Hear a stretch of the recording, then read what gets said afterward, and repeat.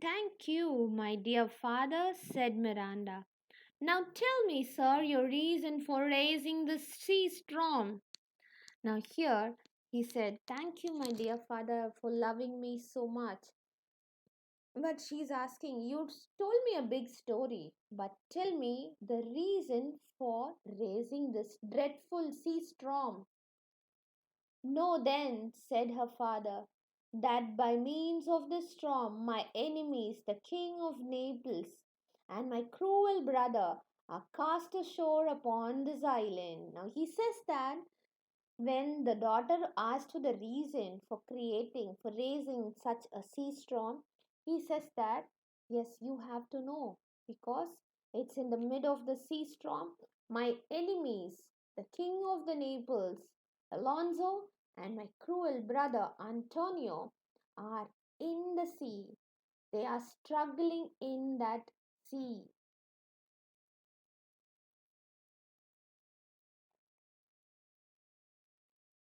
Having said so, Prospero gently touched his daughter with his magical wand, and she fell fast asleep, for the spirit Ariel just then presented himself before his master to give an account of the tempest, and how did he dispose of the ship's company. And though the spirits were always invisible to Miranda, Prospero did not choose she should hear him holding conversation, as would seem to her with the empty air. In this paragraph, having said Prospero gently touched his daughter, he touched his daughter with the magical wand, so she fell asleep because he wanted to put us to sleep because he does not want her daughter to see or to hear what he was talking because she cannot see the magical spirits through her eyes. She was unable to see the magical spirits, so she does not want his daughter to hear him holding conversation with the empty air. That is what looks as if her father is talking to the empty air, so he does not want his daughter to look at such a scene. Ariel was there. In this scene, Ariel, the magical spirit, has come and presented himself before Prospero, his lord, and he has come to give an account of what has happened in the ship after that storm.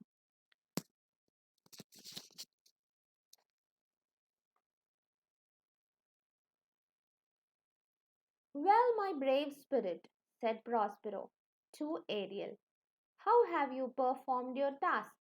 He's asking, no, Prospero is asking to the spirit, what have you done? What task have you completed? Ariel gave a lively description of the storm and of the terrors of the mariners, and how the king's son Ferdinand was the first who leaped into the sea, and his father thought he saw his dear son swallowed up by the waves and lost. But he is safe, said Ariel, in a corner of the isle, sadly lamenting the loss of his king, his father. Here in this paragraph, Ariel has come to give a lively description of what has happened in the storm. He says that the terrors of the mariners and how the king's son Ferdinand was the first one who leaped, who jumped inside the sea, he fell inside the sea. His father and Antonio, Prospero's brother, they thought that the waves have swallowed him and he is dead. But Ariel says that Ferdinand is not dead and he is safe in the corner of an isle. He is sadly lamenting. Lamenting means he's crying and talking about the loss of his king, his father. That's my delicate Ariel, said Prospero. But bring him here. My daughter must see this young prince. Where is the king and my brother? Now he appreciates his magical spirit, Ariel, and he asks him to bring Ferdinand so that he can see his daughter. Prospero wanted the young prince to see his daughter. And he's also inquiring about the king and his brother. I left them, answered Ariel, searching for Ferdinand, whom they have little hopes of finding, thinking they saw him perish. Of the ship's crew, not one is missing, though each one thinks himself the only one safe, and the ship, though invisible to them, is safe in the harbor. Now, Ariel says that feels that, or everyone in the ship, they think that they are the only person who was saved in that dreadful storm. And he also says that none of them can see the ship, and the ship is safe in the harbor. Ariel then went to fetch Ferdinand. Oh, my young gentleman, said Ariel.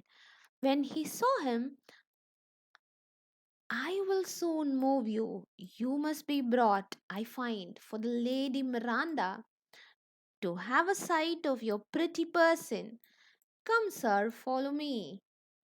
Now, here, Ariel is talking to Ferdinand. He wanted Ferdinand, to meet the beautiful young pretty lady, Miranda. He is asking Ferdinand to follow him so that he can see the beautiful lady.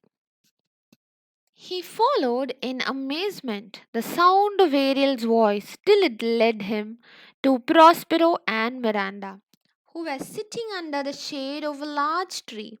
Now, Miranda had never seen a man before except her own father. This paragraph talks about the amusement of Ferdinand. Ferdinand could not see Ariel, but he could only hear Ariel's voice, and he is following the voice.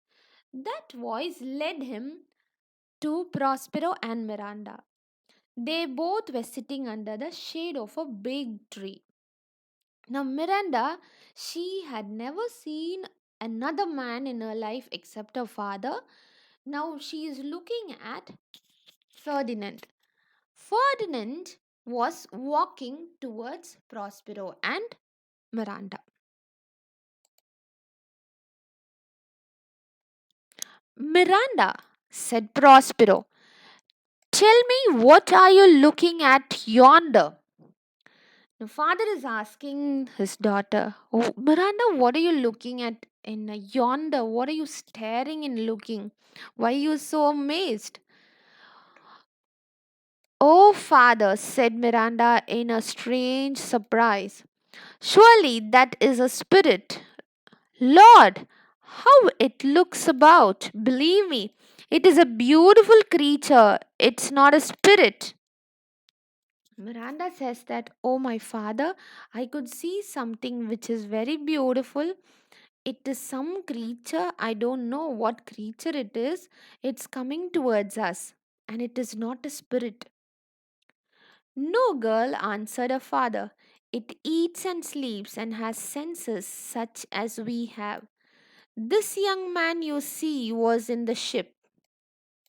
He is somewhat altered by grief, or you might call him a handsome person. He has lost his companion and is wandering about to find them.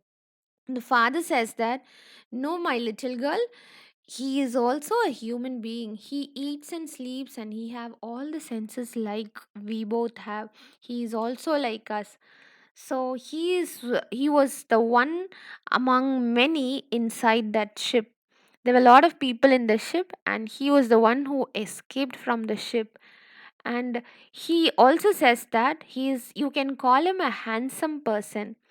He says, the father says that he has lost all his companions, all those who came along with him in the ship, and he is wandering about in the island trying to find them.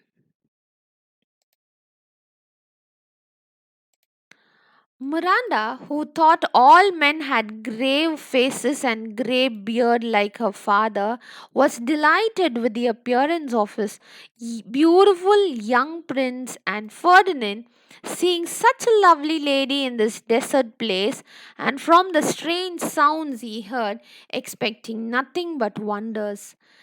Here, Ferdinand is looking at this beautiful lady and he was standing there amazed.